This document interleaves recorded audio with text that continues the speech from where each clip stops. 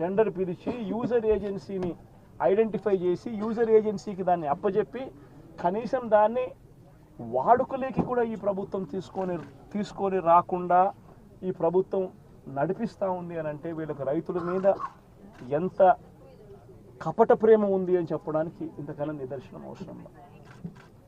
అక్కడే కన్నా యూజర్ ఏజెన్సీని కన్నా ఇచ్చి ఉండింటే 500 మెట్రిక్ టన్నులకు సంబంధించిన సామర్థ్యం ఆ కోల్డ్ స్టోరేజ్లో ఉంది కాబట్టి యూజర్ ఏజెన్సీని కన్నా పెట్టి ఉండింటే ఆ యూజర్ ఏజెన్సీ అరటికి సంబంధించిన కొనుగోలు చేసేవాడు.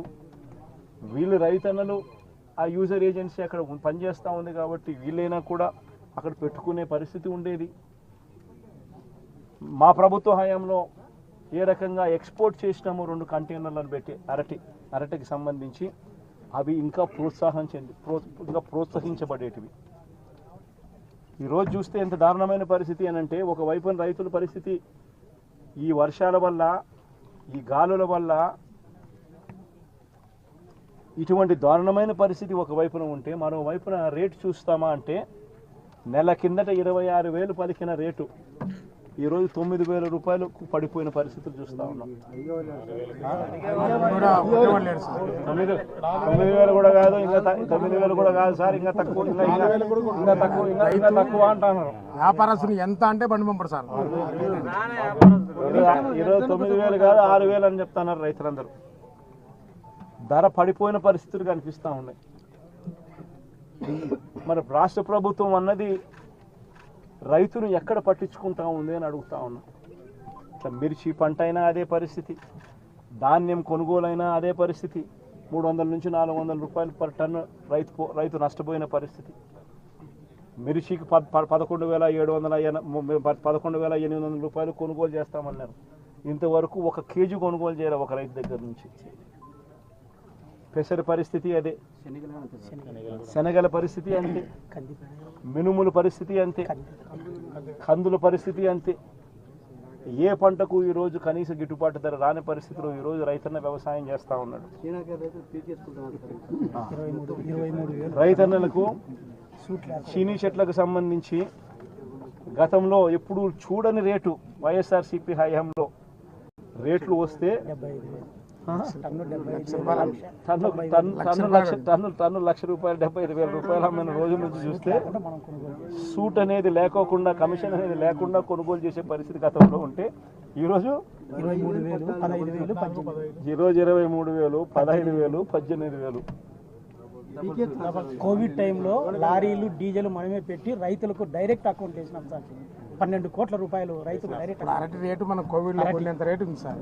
లారీలు మనమే దారుణంగా ఉన్న పరిస్థితి. నేనైతే ఒకటి చెప్తా ఉన్నా. ఈ 4,000 ఎకరాలకు సంబంధించిన ఈ ప్రతి రైతన్నకు నేను ఒకటే భరోసా ఇస్తా ఉన్నా. ఈ ప్రభుత్వం మీద ఒత్తిడి తీసుకొచ్చే కార్యక్రమం జరిగేందుకే, చేసేందుకే ఈరోజు నా ఈ పర్యటన. ఈ పెద్ద మనిషి చంద్రబాబు నాయుడు గారు రైతులకు ఇవ్వాల్సిన ఇన్పుట్ సబ్సిడీ ఖచ్చితంగా ఇవ్వాలి. ఇన్సూరెన్స్ సొమ్ము కూడా ఖచ్చితంగా రైతులకు అందరికీ కూడా రావాలి. ఏ రైతన్నకు కూడా ఇవి రాని పరిస్థితి ఎక్కడైనా ఉంది అని అంటే మాత్రం ప్రతి రైతన్నకు నేను ఒకటే చెప్తా ఉన్నా.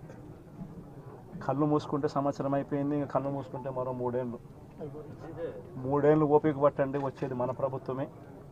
మన ప్రభుత్వం వచ్చిన 1 నెలకే ప్రతి రైతన్న ముఖంలో సంతోషాన్ని చూసేట్టుగా వాళ్ళకి రాని ఇన్సూరెన్స్ను ఇప్పిస్తా, ఇప్పుడున్న ఇన్పుట్ సబ్సిడీ ఇస్తాను. ఇవ్వడమే కాకుండా ప్రతి రైతన్నకు 2023లో ఏ రకంగా ప్రతి రైతన్నకు 50,000 రూపాయలు మళ్ళీ ఇచ్చినట్టుగా ఆ డబ్బు కూడా మళ్ళీ ఇచ్చే కార్యక్రమం కూడా ఖచ్చితంగా రైతన్న. ఇది ప్రతి రైతన్నకు నేను భరోసా ఇచ్చి నేను ఈ విషయం చెప్తా ఉన్నా. వైఎస్ఆర్సీపీ పార్టీ తరఫున నష్టపోయిన రైతన్నలకు కూడా ఖచ్చితంగా పార్టీ అంతో ఇంతో, అధికారంలో మనం లేము, ప్రతిపక్షంలో మనం ఉన్నాం, అంతో ఇంతో చేసే కార్యక్రమం మాత్రం ఖచ్చితంగా చేస్తాం. అది రాబోయే రోజుల్లో అవినాష్తో నేను మాట్లాడుకుని అవినాష్ ప్రతి రైతుకు మేలు జరిగేట్టుగా, ఎంతో కొంత మేలు జరిగేట్టుగా అవినాష్ ద్వారా అది చేయించే కార్యక్రమం కూడా చేస్తాం.